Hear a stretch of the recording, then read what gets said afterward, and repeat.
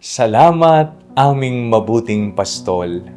Ako po si Father Fiel Pareha at ito po ang ating segment, ang Daily Devotion, na kung saan tayo po ay magdarasal, magbabasa at magninilay kasama ng salita ng Diyos sa buong taon. Manalangin tayo. Sa ngalan ng Ama, ng Anak at ng Espiritu Santo. Amen.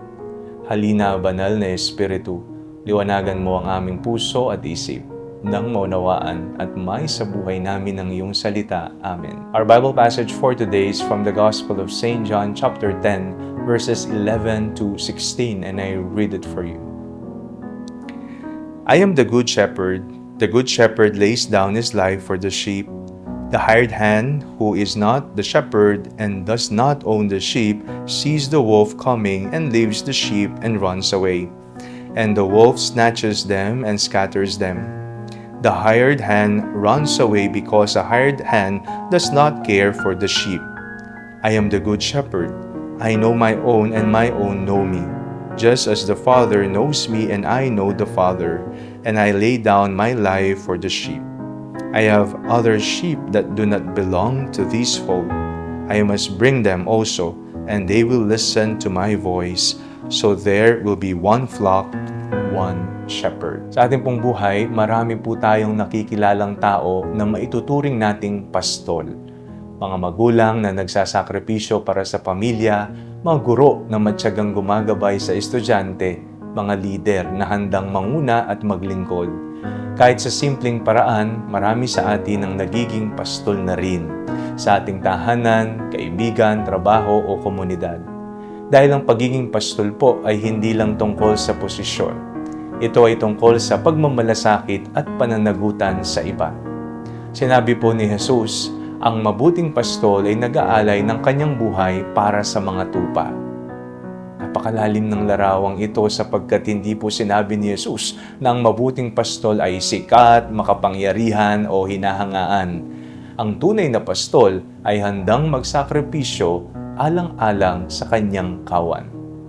Pinapakita po sa atin ni Jesus ang kaibahan ng mabuting pastol at ng upahang pastol. Kapag may panganib, tumatakas ang upahang pastol dahil hindi naman niya tunay na mahal ang mga tupa. Pero ang mabuting pastol ay nananatili, nagbabantay at handang masaktan para mailigtas ang kanyang kawan.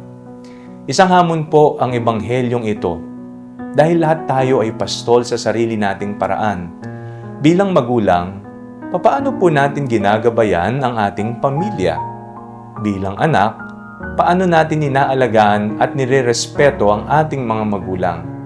Bilang leader, kaibigan o lingkod ng simbahan, tunay ba tayong nagmamalasakit o ginagawa lamang natin ito kapag madali at komportable? Minsan gusto natin ng titulo, pero ayaw natin ng sakripisyo. Gusto nating mamuno pero ayaw nating mapagod para sa iba. Ngunit pinapaalala ni Jesus na ang puso ng tunay na pastol ay para sa kanyang kawan. Ang tunay na pagmamahal ay hindi puro salita, kundi handang magsakripisyo. At napakagandang isipin na si Jesus mismo ang ating mabuting pastol. Kilala niya tayo, nauunawaan niya ang ating sugat, ang ating takot, ang ating mga kahinaan. Hindi niya tayo iniiwan kapag tayo nawawala o nasusugatan. Sa halip, hinahanap niya tayo at muling inaakay pabalik sa kanyang piling. Sa mundong maraming taong inuuna ang sarili, naway maging mabubuting pastol tayo. Mga taong may pusong marunong magmahal, maglingkod at magsakripisyo para sa iba. Ang tunay na pastol ay hindi nasusukat sa dami ng kanyang tagasunod, kundi sa lalim ng kanyang pagmamahal at handang ialay para sa kanyang kawan. Manalangin tayo. Panginoong Yesus, Ikaw ang aming mabuting pastol. Turuan mo kaming magmahal at maglingkod ng may malasakit at sakripisyo. Bigyan mo kami ng pusong handang umakay at mag-alaga sa iba tulad ng iyong pagmamahal sa amin. Amen. Sa ngalan ng Ama, ng Anak at ng Espiritu Santo. Amen.